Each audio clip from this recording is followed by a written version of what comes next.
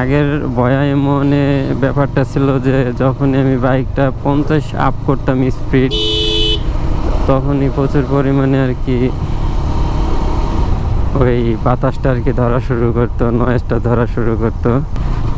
আর এই যে দেখতেছেন না, এই রোডটা একটা গ্রামের রোড, আর এই গ্রামের রোডের একটা আপনাদের সৌন্দর্য এখনই দেখাবো, যে সেই কিছু ফটো আসতেছে বাইকের।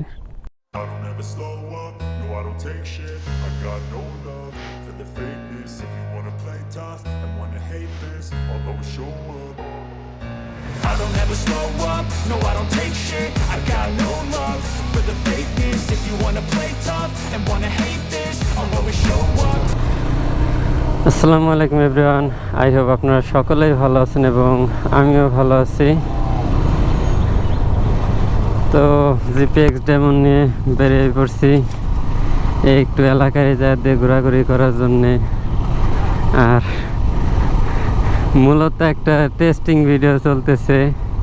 ফার্স্টে তো যখন ফোন দিয়ে ভিডিও করছি তখন মাইক্রোফোনের তো এটা ছিলই না, এডিটিংয়ে ভয়েস দিতে হইতো। দেন তারপরে যখন ক্যামেরায় শিফট হলাম, ক্যামেরায় মাইক্রোফোন আমাদের ফরিদপুরে পাই না। দেন একটা বয়া নিয়েছিলাম, বাট বয়াটা কাজ হয় না, বয়ায় ডেড ক্যাটও ছিল না, প্রচুর পরিমাণ নয়েজ ধরতো, বাতাস ধরতো। আর ফাইনালি এখন আর একটা মাইক্রোফোন আনাইছি ঢাকা থেকে, আর এইটা দিয়েই মূলত অনেক ব্লগও করে, মোটো ব্লগার। তো দেন আমি এটা আনালাম, এটা হচ্ছে এক্স প্লাসের মাইক, দাম পড়ছে 1500 টাকার মতো আর কি। আর আনানোর চার্জ তো আছেই, তাই আর কি মূলত একটু বেরোইছি ঘুরতে। আর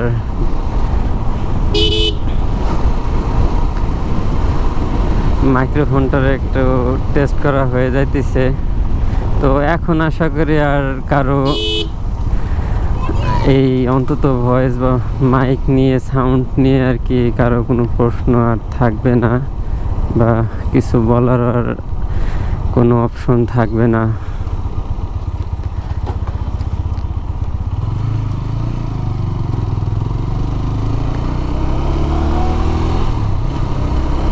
এখন আছে মোহাম্মদপুর বাজার।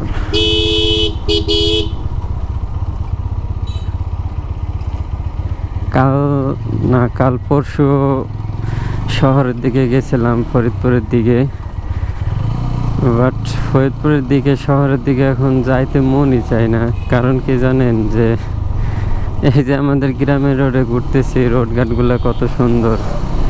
হ্যাঁ, এটা মানতেছি গ্রাম সাইড, বাট গ্রাম সাইড হইলেও রাস্তাঘাটগুলো তো অনেক ভালো আছে। বাট শহরে গেলে জীবনটা তেনা হয়ে যায় বাইক চালাইতে গেলে।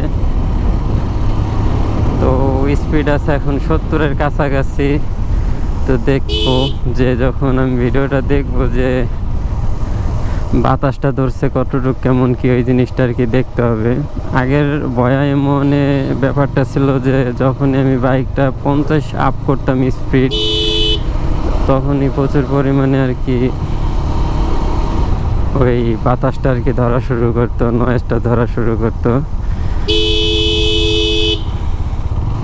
আর এটার যতটুক আমি আশা করি যে এটা আর তেমন হবে না, স্পিড যতই থাক। 100-র উপরে 150-তে স্পিডিং করলে পরে হয়তো বা হইতে পারে, নয়েজটা ক্যাচ করতে পারে। আর আমি একটা জায়গায় আর কি আপাতত বসাইছি মাইকটা।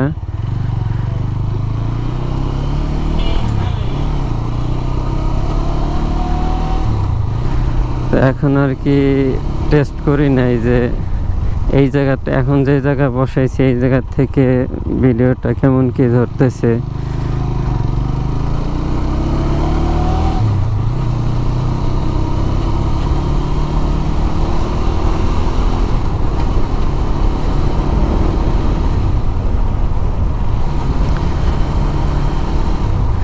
আপনাদেরকে আজকে সুন্দর একটা জায়গায় নিয়ে যাব। রিসেন্টলি ফরিদপুর অনেক পানি বাড়ছে, ফরিদপুর না, বাংলাদেশের অনেক জায়গায় পানি বাড়ছে। আর আমাদের এই সাইডে বেরিবাদের সাইড দিয়ে যে নদীটা আছে ছোট, এইটাই আর কি বড় নদীর সাথে যায় অ্যাটাচড হয়েছে পদ্মা নদীর সাথে।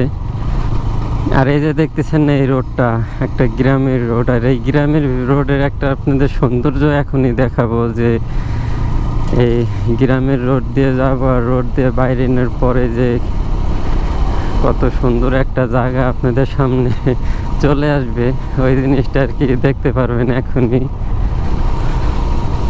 বাট সৌন্দর্যটা মনে হইতেছে রাখে নাই, ব্রিজের উপরে অনেক কিছু রাখছে আর ব্রিজ টাটকায় ফেলাইছে, বাট তারপরও এই হচ্ছে মূলত সৌন্দর্য। আর পানির পরিমাণ দেখা যাইতেছে কিনা জানি না, প্রচুর পরিমাণে পানি বাড়ছে।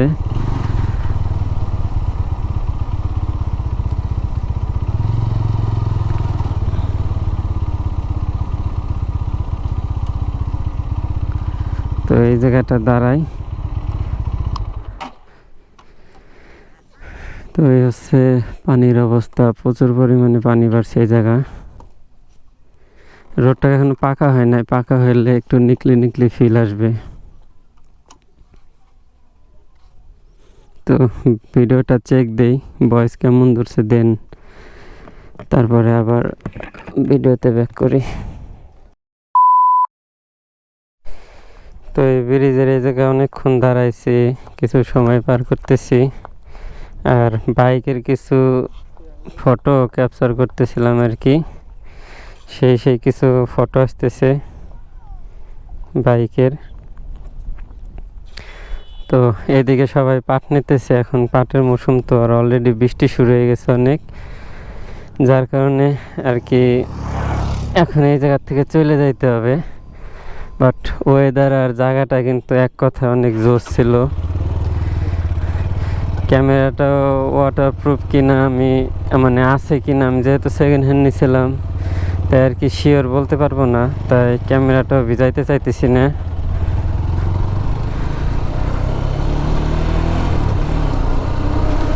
যত দ্রুত সম্ভব এই জায়গা থেকে আর কি এখন বেরিয়ে যাব, প্রচুর পরিমাণে বৃষ্টি নামতেছে।